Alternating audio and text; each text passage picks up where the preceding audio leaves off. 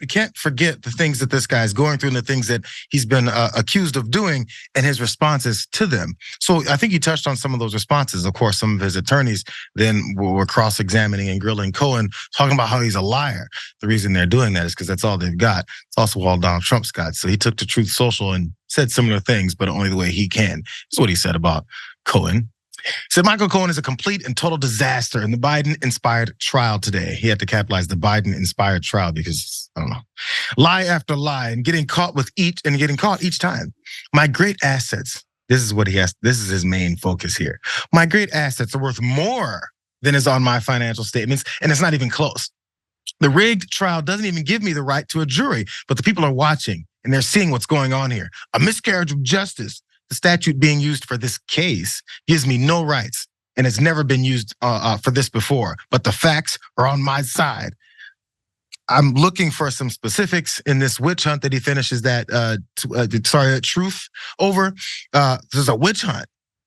It's not even close that your statements show something different than what is it they're accusing you of.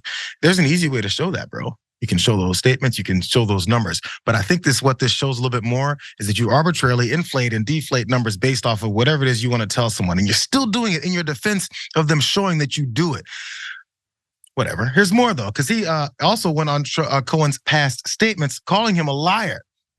Did you know this guy's a liar? He worked for the biggest Here's what he said on Truth Social. Trump lawyer, this is what he was quoting. Trump lawyer Michael Cohen told the Huffington Post that Trump is worth a lot, because this is what he was quoting from Huffington Post from April of 2011. Substantially more than what's recorded in Forbes. They don't take into account the value of the Trump brand, of the mark. One of the most valuable marks that's ever been created, Cohen said. He's quoting from this article. He has very little debt, AAA assets. So that's what Cohen had said before, highlighting the fact that Donald Trump is worth so much money. This truth, I assume, came after the first truth that said Michael Cohen's a huge liar. Did you know he's a liar? He's a liar. He's a liar. Let me quote Michael Cohen and what he said about me and my huge assets. Do you think that means those huge assets could potentially be a lie because Michael Cohen is a huge liar and Michael Cohen lied for you as a profession? And that's what he's now telling everyone. I think this all makes sense and you're not flexing the way that you think you're flexing. Once again, incriminating yourself or at least admitting to the crimes that everyone said you pulled off. By the way, his brand used to be had value, but people are running from this guy. I mean, I believe Live Golf is leaving him. You know, you have places we saw people were tearing down the name of this hotel.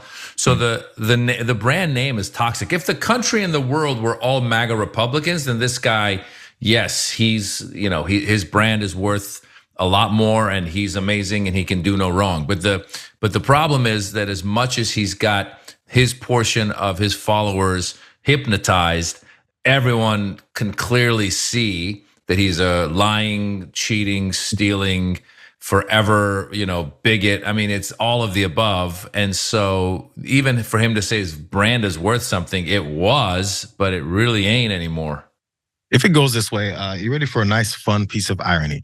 This has been speculated, and I think it might be true. When Donald Trump ran for president, it was out of revenge because he got made fun of. But also, it was probably to help inflate his business and his money. Obviously, because that's what he did once he was there. He immediately got to enriching himself and his family and friends based off his position, his power, and his influence. So he did all that. And in doing so, we've got to the point where people are exposing more and more his lifelong grift and his lifelong, potentially his lifelong business dealings that are not always on the up and up, include a lot of lies, inflation and deflation of assets, as we've already seen here. So in doing so, he's potentially, as you point out, Maz, destroying his business name, destroying maybe some of these businesses and buildings that people still for some reason believed were worth something or worth being around. But now so many things are toxic about him because of his political career now that he thought was going to assist in his business side. His business side is potentially suffering, and I think it is. And all of his assets are suffering because of his political approach to make his business work better. He could have just sat down and chilled out and let the people who knew how devastatingly horrible you were know it without everyone else knowing it, and then making everyone alienate themselves from you later. Hope that's what it turns out. But as I mentioned yesterday, I'm usually the pessimist. Maybe I'm in a better mood today. I don't know.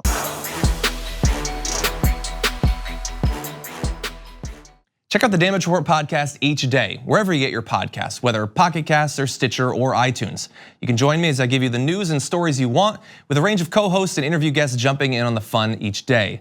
Again, that's the Damage Report, wherever you get your podcasts. And if you get them at iTunes, don't forget to rate and review. Sometimes I'll read them live on the show.